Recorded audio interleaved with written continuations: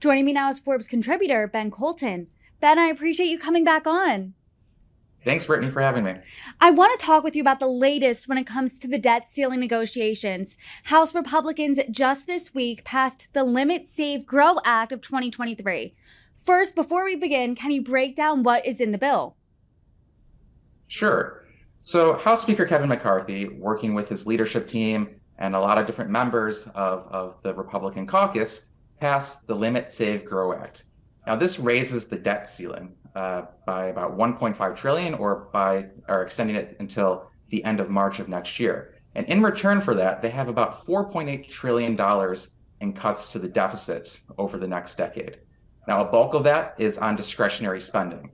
So that means that for fiscal year 2024, which begins in October of this year, they're calling for a decrease of spending to fiscal year 2022 levels.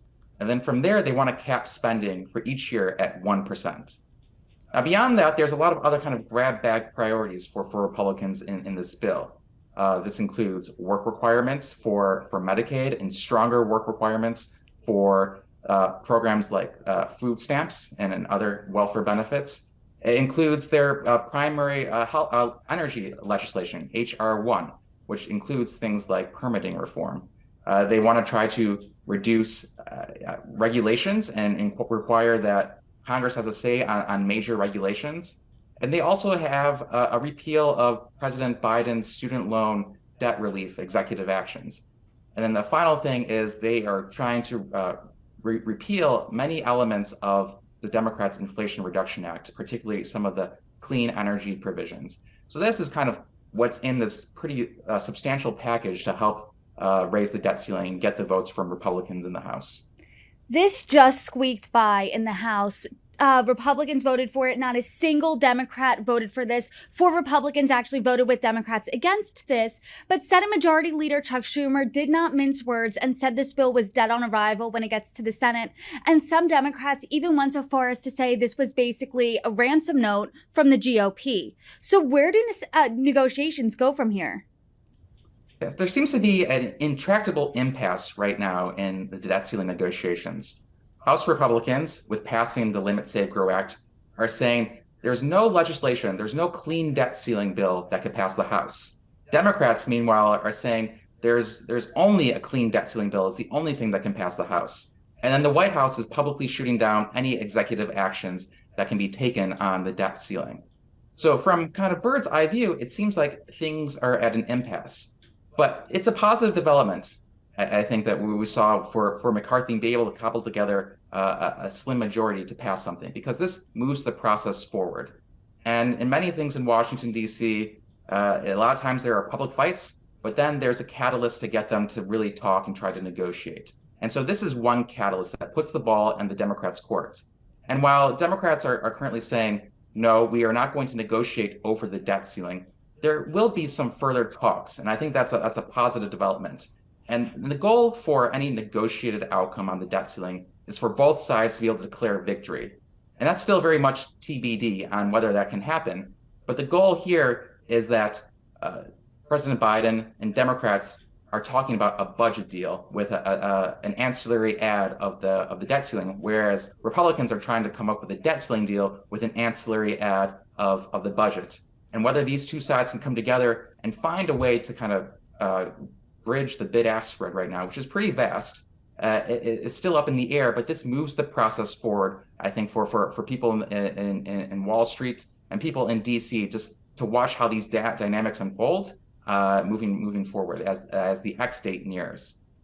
I think the word impasse is the perfect way to describe this, and I want to talk about specific key players in these negotiations by name. So let's talk about what they're doing. President Joe Biden, Majority Leader Chuck Schumer, House Minority Leader Hakeem Jeffries, and Senate Minority Leader Mitch McConnell. As we know, Kevin McCarthy was able to pass that bill through the House. Is he the only one that has proven to be able to get some sort of tangible action when it comes to debt ceiling negotiations? He is. And I think that's to the credit of McCarthy, is that he can credibly say he is the only person who has the votes or has the support or has the path to take action on the debt ceiling. President Biden, so far in his administration, have so far said that they are unwilling to take executive action. Senate Majority Leader Chuck Schumer doesn't have the votes for a clean increase in the debt ceiling in the Senate, which requires 60 votes. So McCarthy does have a rhetorical tool at play here. Now, that, of course, isn't going to mean what was passed in the House is ultimately be able to what's going to pass the Senate and what can be signed by President Biden. And this becomes the biggest challenge for McCarthy moving forward, is that the coalition that he put together to pass the Limit, Save, Grow Act is going to be different than the coalition that he puts together to pass anything that can pass the Senate or pass the White House. And at that time, he's going to have pressure from his right flank that we saw in the speakership fight earlier in this year to not kind of make any concessions or just to win a fight. And so there was going to be a lot of pressure on him to try to figure out how he can negotiate a deal while keeping his job as speaker. But then on the other side, the Democratic side, they've been through many of these fights before. Biden was there in 2011 with the debt ceiling crisis, so was Chuck Schumer, and they've learned a lesson that they don't want to negotiate, which they see this as hostage taking. But the challenge here is that Biden has just announced his push for re-election, and they don't want to have a recession, which could be the case with a debt ceiling default. And so it's kind of taking kind of the two ends of the coin, whether, don't negotiate, but if you don't negotiate, you could have a recession. Most voters don't really care about the ins and outs of these debt ceiling fights, but they do care about a default and the impact on the economy and the impact on jobs. So I think for Biden and Schumer, they're looking for a way to come up with a deal that avoids a default, but also lets them say, look, we negotiated something, but we did not take this hostage taken seriously. So we won some concessions on the budget or some other things. And so this is kind of a tiptoe for them of how to get involved in the talks without feeling like they are being held for ransom. And then there's Senate Minority Leader Mitch McConnell. He has been involved in debt ceiling talks in the past, but he has made abundantly clear that he supports the talks between the White House and McCarthy.